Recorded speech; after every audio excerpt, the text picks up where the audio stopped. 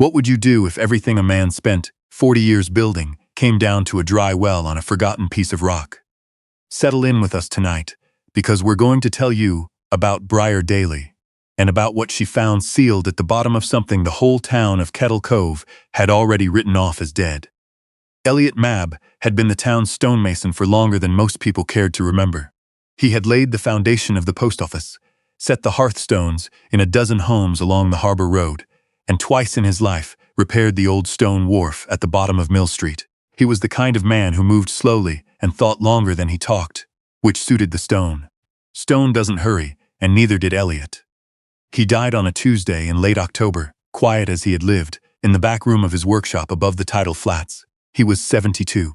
He left behind his tools, a wall-eyed dog named Gravel, and one apprentice, Briar Daley, 21 years old, who had come to work in his shop 3 years prior, with nothing to her name but a willingness to learn and somewhere else to be other than the county home she'd aged out of. The funeral was small. Kettle Cove turned out the way small towns do, not for grief necessarily, but for the ritual of it. People who hadn't spoken to Elliot in years stood with their hats in their hands and nodded gravely at the cold ground. They looked at Briar with the particular expression reserved for people who appear to be standing at the edge of something difficult. Not quite pity, not quite sympathy. Something closer to relief that it wasn't them. The will was read the following Friday. Briar sat alone in a hard wooden chair. It did not take long. The tools were hers. Gravel the dog was hers. And there was one final item, a deed, transferred and back-taxed up to date in the last weeks of Elliot's life, for a parcel of land at the far end of Crow's Neck Road, 12 acres of birch scrub and exposed granite that the county had assessed as worthless for grazing, worthless for timber, and worthless for cultivation. On the land stood a well. The well had been capped in concrete for over 30 years. The county surveyor had declared it dry in 1891, and it had not been opened since. The people of Kettle Cove had a name for it, the Deadeye, because the concrete cap sat in its ring of mossy stone like a blank, unseeing pupil, staring up at whatever weather chose to visit it that day. Children were warned away from the Harrow lot, as the parcel was known, not because it was dangerous, but because it was sad. The way a broken thing you can't fix is sad, and sadness in children is contagious. Briar walked home from the solicitor's office with the deed folded in the pocket of her work coat, the paper thin and soft from Elliot's repeated handling of it. She pressed her fingers against it through the wool and tried to understand what it meant. She wasn't certain, but Elliot had paid the taxes on it out of what little he'd had left in the last weeks of his life, when he had other things to spend that energy on. And Elliot Mabb did not do anything without a reason. The next morning, she went to the general store to buy rope and a hand lamp. Ambrose Fetter was already there. Ambrose Fetter was Kettle Cove's mill owner, a broad-shouldered man in his late 50s with the kind of ease that comes from having been right about money for a long time. He traded in timber rights and shore properties, and he had a gift for arriving wherever something was about to change hands. He appeared at Briar's elbow before she had finished setting her purchases on the counter, and he placed a small fold of bills down beside her hand. $15, he said, pleasantly enough. For the Harrow lot. I know Elliot sets store by it, for reasons I never quite followed, but there's nothing out there, Miss Daley, and you must know that. 15 is generous. He said the last part a fraction louder than necessary, for the benefit of the two men at the far end of the counter who had gone very still. Briar looked at the bills. She reached into her coat pocket, not for the money, but for the plumb bob. It was a small thing, a teardrop of iron on a length of worn leather cord that Elliot had kept in his apron pocket every working day she'd known him. He had pressed it into her hand the week before he died, not with ceremony, just with the calm directness of someone settling an account. Take this, he'd said. It finds the truth of a thing. Gravity doesn't lie. She held it for a moment. Then she looked at Ambrose Fetter, and she shook her head. A small, unhurried movement that said everything she had no interest in saying aloud. She picked up her rope and her lamp, laid her own coins on the counter, and walked out. She heard Fetter say something behind her, to the room in general rather than to her specifically, something about sentiment being an expensive luxury. She did not turn around. She went home and packed the bag. She was crossing the road toward the livery the following morning when a hand closed on her arm. It belonged to Una Mead, a woman so old her face had gone the color of driftwood, who fished alone from the breakwater and had done so since her husband drowned 3 decades prior. One of her eyes was clouded white from a childhood fever. The other was dark and very direct. "You're going to the Harrow lot," Una said. It was not a question. "I am," Briar said. The old woman was quiet for a moment, her good eye fixed on something past Briar's shoulder. Then she said, with the deliberate care of someone setting a stone in the right place, "The water didn't leave. The water was told to leave. There's a difference." She squeezed Briar's arm once, firm, brief, and turned back toward the water without another word. Briar stood there in the October cold, her breath clouding in the salt air, and held that sentence in her mind, the way you hold a tool you don't yet know the use of. Tell us in the comments, what do you think she meant? Hold that thought. It matters. The road to the Harrow lot had not been cleared in years. Briar walked it with her bag over one shoulder, birch branches scraping at her coat on either side. The land rose slowly as Crow's Neck Road climbed away from the harbor, the granite shouldering up through the thin soil in long pale ridges, and by the time she reached the old gate, still hung with the rusted harrow frame for which the lot was named, the village had entirely disappeared behind the hill. The well was smaller than she remembered from childhood dares that hadn't amounted to much. It sat in the center of a clearing ringed by birch, its stone collar knee-high, the concrete cap sealed into the top of it. The cap had cracked down the middle at some point. A winter frost, she guessed, and the two halves had settled slightly, leaving a gap the width of her thumb down the center. She walked around it slowly, once, twice. The stone collar was old work, older than the cap. Whoever had built it had known what they were doing. The courses were tight and level, the stones fitted without mortar, the way a careful mason fits them so the wall can breathe. She ran her fingers along the topmost course, reading the quality of it, the way Elliot had taught her to read stone. Then she crouched down and looked at the base, where the collar met the ground. The moss had grown thick here, bright green and spongy even in late autumn. She pulled it back in sections, working slowly around the north face of the collar. The side sheltered from the afternoon sun, the dampest, the most protected. She found the markings below the second course from the ground. They were small, no bigger than her thumbnail each, etched into the stone with a cold chisel by someone who had known exactly what they were doing. Not decorative, precise, a grid of notations, N14 3FL capped. Beside them, cut more finely, almost delicately. A small surveyor's cross, the kind used to mark a datum point on a map. Briar sat back on her heels. She was a stonemason's apprentice. She knew mason's marks. Every craftsman leaves them, a signature worked into the wall. These were not mason's marks. These were instructions. She took the plumb bob from her pocket and held it against the stone face, watching the cord fall straight. Then she pressed her palm flat against the collar between the marked courses and tapped with her knuckle. Solid stone rings when you strike it. This section returned a low, flat sound, a hollow sound. Something was behind the stones. We will be honest with you. What came next was not quick, and it was not tidy. It took Briar the better part of 4 days. She did not have a pry bar. She went back to Kettle Cove on the second morning and bought one, along with more lamp oil, paying with the last of the wages Elliot had left in the shop tin. The storekeeper watched her go without a word, which was its own kind of comment. She returned to the Harrow lot and worked. The stones of the north face were dry set, as she had thought, which meant they could be move-bead without mortar. But they had been sitting undisturbed for over 30 years, and the ground had shifted, and birch roots had worked their way into the lower courses. She had to chip the roots free before she could move anything. She worked carefully, the way Elliot had trained her to work on old stone. Don't force it, read it first, find where it wants to go. By the end of the second day, she had freed 3 stones from the marked section and could see the hollow behind them clearly in the lamplight. It was not large, perhaps 2 feet wide, 18 inches high, set directly into the original limestone face of the well shaft itself. The well's first builder had known it was there. The later stone collar had been constructed specifically to conceal it. By the end of the 3rd day, she had cleared the opening. She sat before it, with her lamp held forward and looked inside. There were 4 copper tubes, each perhaps 2 feet long, and sealed at both ends with wax and threaded caps. There were 2 parcels wrapped in oilcloth, tied with tarred twine that had darkened with age but held perfectly, and pressed flat against the limestone. At the back of the niche was a leather portfolio, its cover stained with mineral deposits from the stone, but otherwise intact.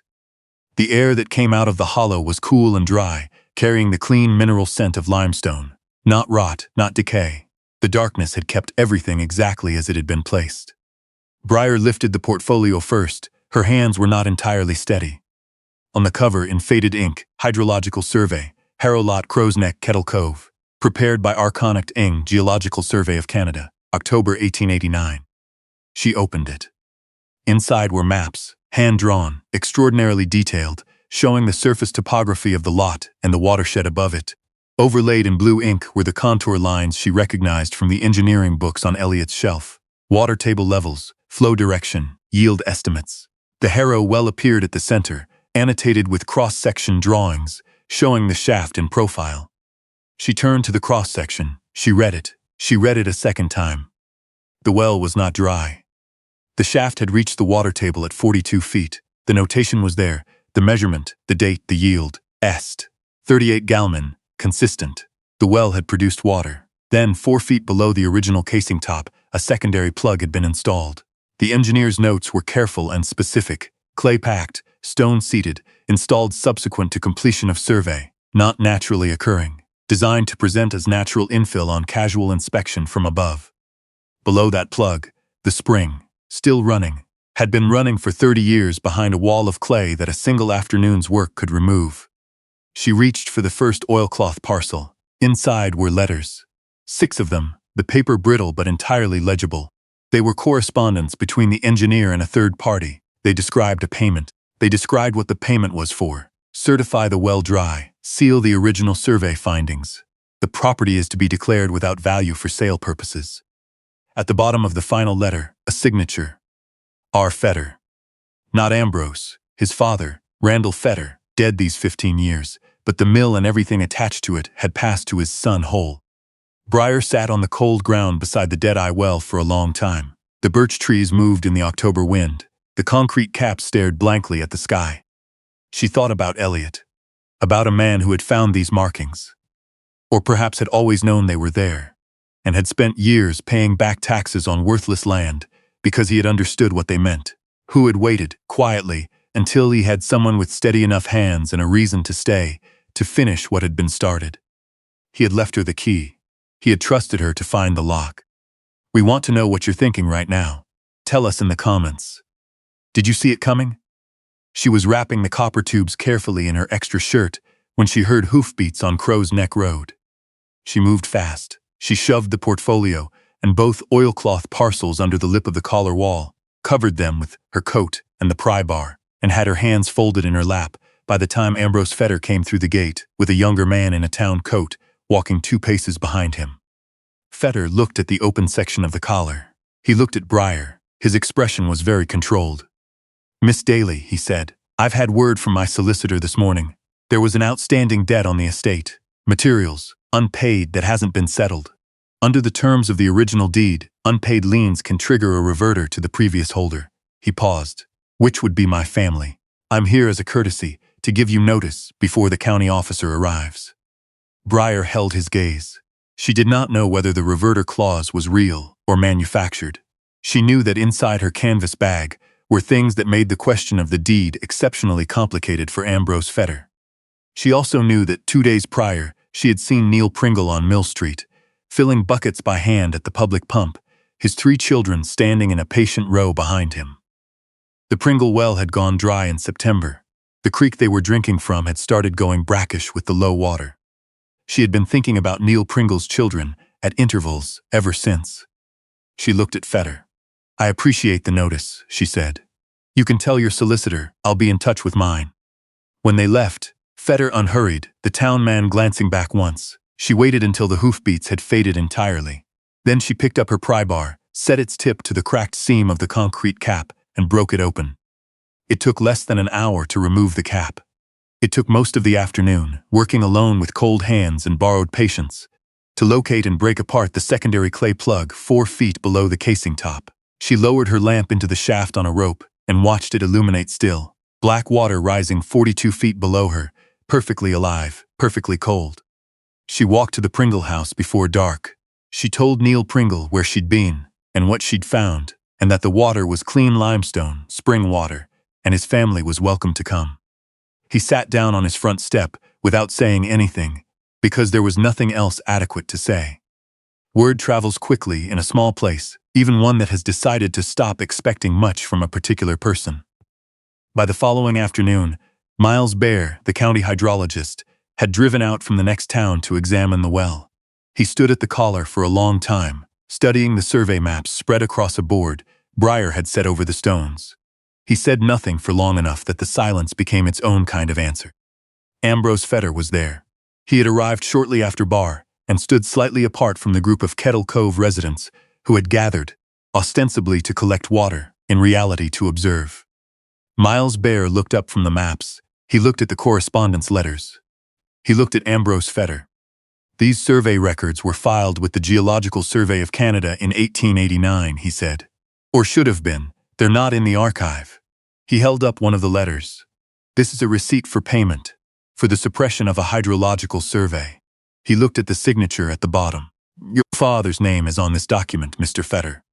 Fetter said nothing. His jaw was very tight.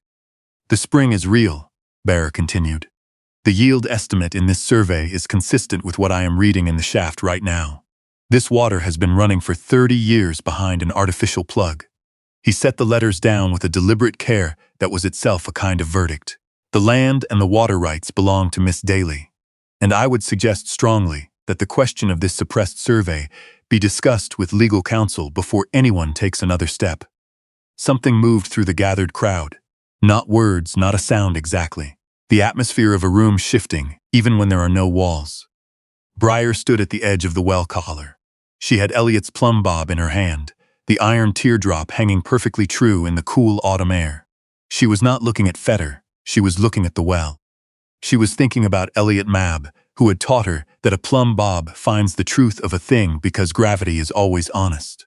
She was thinking about a man who had spent years paying taxes on a worthless piece of rock, quietly, without explanation. Keeping one door open and one secret warm, waiting for someone with steady hands and a reason to stay. He had not been chasing a failure. He had been guarding a future. Jude Sark, who had laid stone alongside Elliot Mab on the post office foundations 30 years ago, and had known him the way men who work with their hands know each other, without many words, and with complete certainty, found Briar at the well that evening. He was 80, if he was a day, his hands larger than seemed possible, and he stood beside her in the last light and watched the sky go dark over the birch trees. He talked about this parcel the last year or so, Jude said. Said there was more to it than what you could see on the surface. Said he was saving it for when the time was right. He was quiet for a moment. I think you were the time, Briar. I think you were what he was saving it for. Briar lowered the plumb bob into the well mouth, letting the cord run through her fingers until the iron weight hung just above the water's surface 42 feet below. The weight swung once, gently, and then went still. The water cooperative was organized the following spring, and Briar wrote the terms herself. She set the access rates. She determined the membership. She was not generous because she had been told to be. She was generous because she had stood in Neil Pringle's doorway and seen what real thirst looked like on the faces of children, and that seemed like the only reasonable response. The decision was hers to make, and she made it clearly. Ambrose Fetter did not join the cooperative. He sold his mill property that autumn and moved his family to Halifax. The town said very little about it, which is how small maritime towns handle certain kinds of justice. Quietly, without fanfare, the way you close a door on something that no longer needs to be discussed. The first morning the supply line ran to the Pringle house. Copper pipe laid in the frost line, the whole of it funded by the cooperative's first season of membership fees. Neil Pringle's youngest daughter turned on the kitchen tap and stood with her hand under the water for a long minute without speaking. Just stood there, just feeling it run. If you were to walk out to the Harrow lot today, you would find the well collar cleaned and repointed. Good lime mortar, courses tight and level, the work of someone who has been taught to respect old stone and the time it took to place it. The concrete cap is gone. The wellhead is covered with a fitted wooden lid that lifts easily for anyone who needs it. On the north face of the collar, below the cap line, you can still see the surveyor's marks. They are not hidden anymore. Briar left them there on purpose. Elliot Mab had nothing at the end. That much was true. But he had spent his last good years keeping one thing safe, one piece of ground, one sealed door, waiting for someone patient enough and clear-eyed enough to read the stone the way it was meant to be read.